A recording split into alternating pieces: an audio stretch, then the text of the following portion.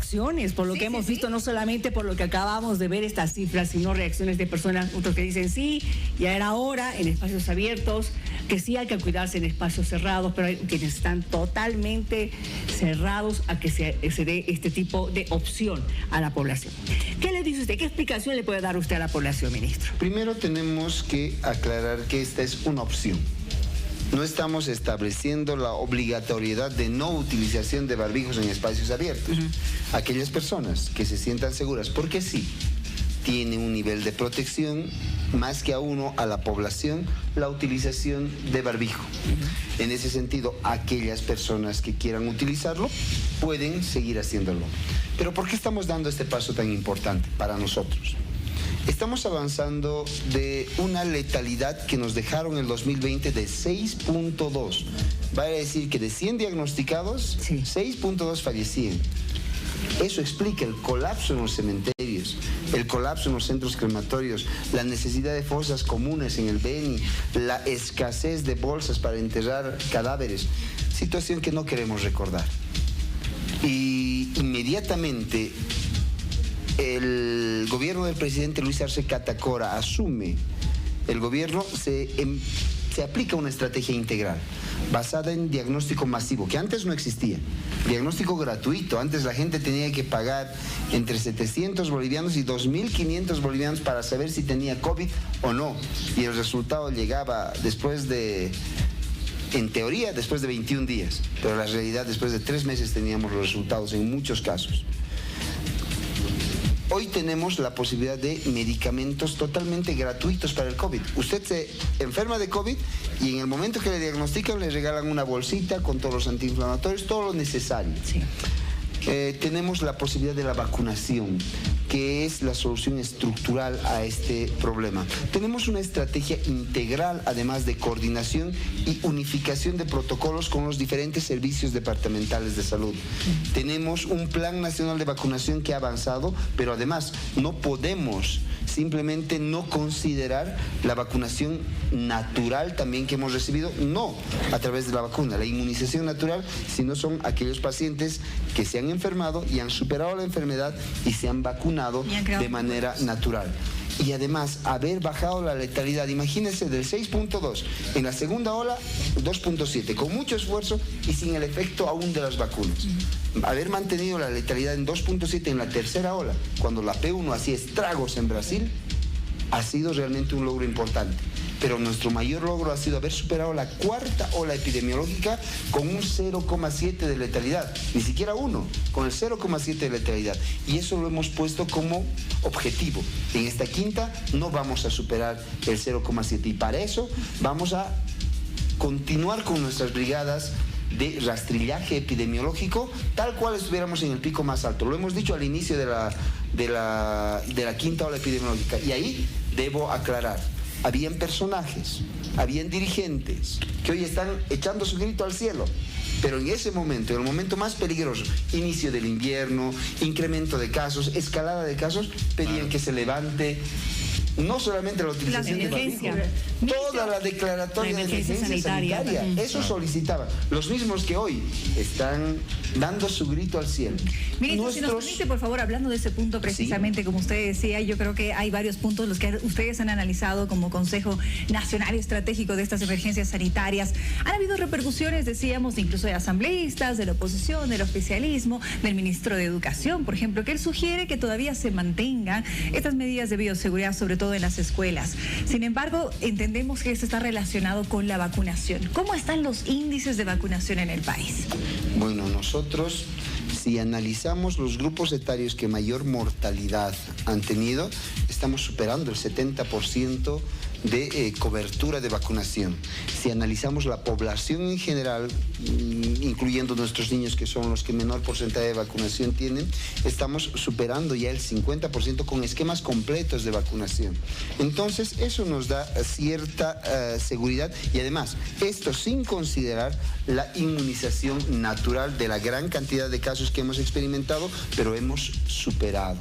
Nuestras decisiones, a diferencia de las manifestadas al inicio de la ola, no son manifestaciones políticas. No son manifestaciones en beneficio a un gremio o una movilización. Nuestras manifestaciones están orientadas en resultados técnicos científicos, en cifras oficiales que nos permiten avanzar hacia una nueva normalidad. Esto no ha terminado. La COVID no ha terminado, pero las estadísticas, los indicadores nos permiten avanzar de a poco a una nueva normalidad. ¿Me permite hablar sobre este concepto? Porque parece sencillo, pero es muy importante ser bien claros con la población. Toda esta pandemia no ha terminado. Si es que pasa endemia o algo estacionario, las autoridades lo dirán. Sin embargo, en lugares cerrados no se puede quitar uno el barbijo. Todavía es obligatorio utilizar en lugares cerrados, en el banco, en el supermercado, por respeto a la otra persona. Solo lugares abiertos. 1. Y 2, ver lo que sucede en Europa es como viajar en el tiempo, porque lo que sucede allá pasa unos meses y se replica acá en Latinoamérica. En caso de tener un pico alto o algo que llame la atención o las alarmas, ¿cree que sea posible volver a que la población utilice barbijos en lugares abiertos? Yo creo que es un paso sin retorno atrás, pero es mi criterio. Esto es muy dinámico.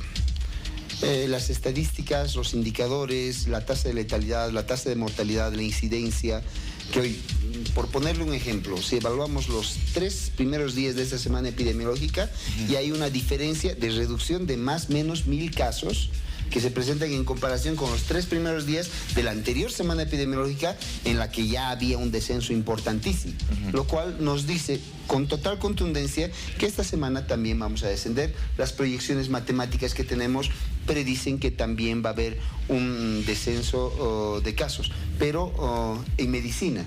Yo recuerdo siempre a mi maestro de semiología que tenía la premisa: en medicina nunca digas nunca y nunca digas siempre. Sin embargo, en este momento nosotros nos permitimos ir avanzando a una nueva normalidad basada en estudios técnicos científicos que nos ayudan a tomar esta determinación.